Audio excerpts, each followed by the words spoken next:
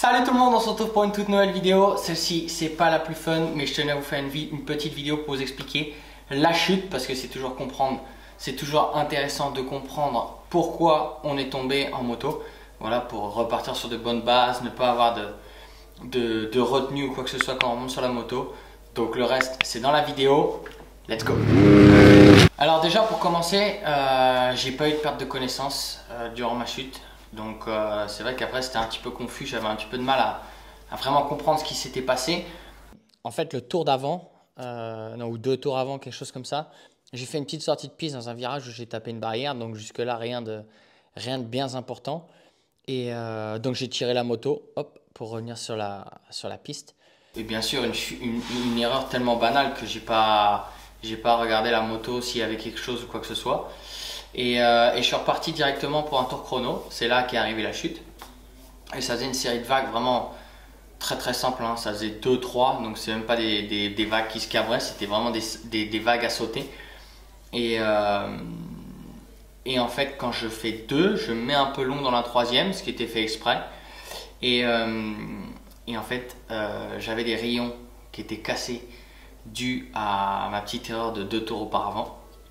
Et en fait, au moment de taper pour faire le 3, les rayons se sont mis en dessous l'étrier de frein. Donc ça m'a bloqué la moto, ce qui fait que je passe par devant et à partir de là, voilà, il n'y a plus rien à faire. En plus de ça, ça allait très vite à cet endroit-là. Donc cours sur la troisième, sur l'avant, la suite, vous la savez et vous la voyez sur la vidéo. Donc voilà. Donc en fait, quand je tombe, on voit que j'essaie vraiment de m'enrouler à la réception, voilà, pour essayer que l'impact soit le moins violent possible et surtout essayer de rouler plus que vraiment taper fort. La chance que j'ai eue, je pense honnêtement, je roule avec les casques Bell. C'était pour moi quelque chose d'important. Ça fait maintenant 2 ans que je roule avec. Donc ça, c'est le casque de la chute, comme vous pouvez le voir. Bien sûr, je roulerai plus avec, hein. Celui-ci, c'est terminé.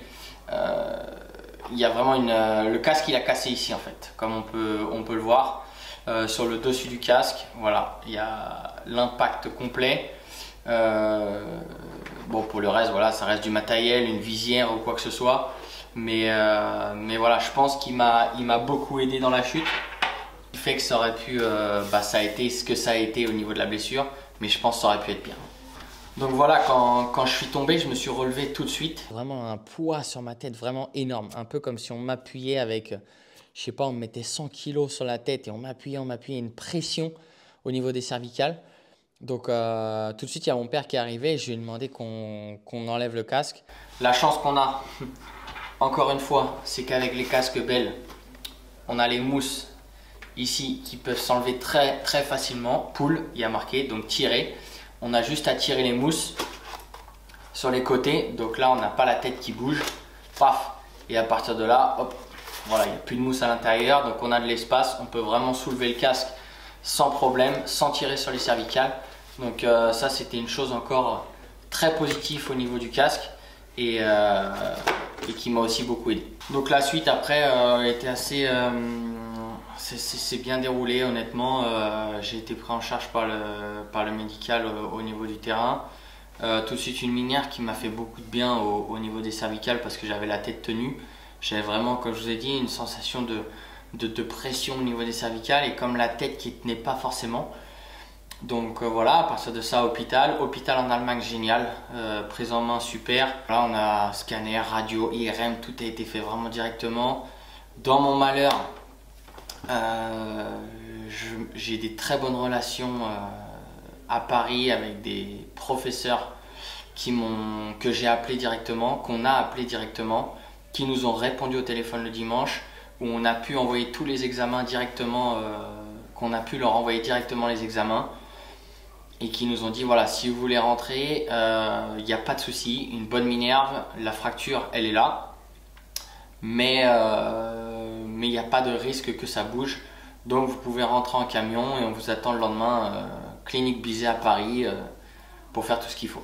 Donc voilà, encore on va dire une étape positive dans la chute et surtout dans la blessure, parce que ça aurait pu aussi être pire. On aurait dû se faire opérer en Allemagne où il n'y avait pas forcément de chirurgien spécialiste du rachis. des choses comme ça. Donc voilà, une étape on va dire assez positive dans la blessure qui était très importante. Au final, je me suis cassé la C2 seulement, on va dire seulement. Voilà, ça n'a pas été une fracture nette, ça a été une fracture, elle a cassé et la vertèbre a glissé, comme vous pouvez le voir sur les radios. Donc elle a glissé de 6 mm vers la moelle épinière. Donc pas forcément du bon côté, mais voilà, comme on dit les chirurgiens à Paris, enfin les professeurs, je vais appeler ça parce que vraiment c'est des très grosses pointures au niveau de la chirurgie. Ils m'ont dit tu as eu beaucoup de chance. Donc bon voilà, forcément c'est des blessures, on connaît le risque de notre sport, on sait que ça peut arriver. Au niveau de la convalescence, il va falloir être patient. Là je suis sur le premier mois.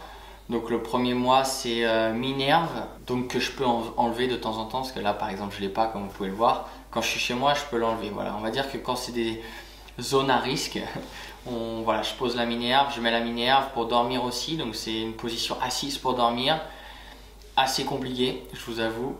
Donc ça c'est jusqu'au 23 avril, donc voilà, la prochaine date de rendez-vous avec le chirurgien c'est le 23 avril. À partir de là on en saura plus pour la guérison, comment ça a commencé à calcifier. Donc voilà, on va voir positif, on est sur une blessure et un retour sur la moto d'ici 3 mois. Voilà, c'était important pour moi de faire cette petite vidéo. C'est vrai que j'ai eu énormément de messages de soutien, de courage, etc. Donc je vous remercie tous du fond du cœur. Je ne vous ai pas tous répondu.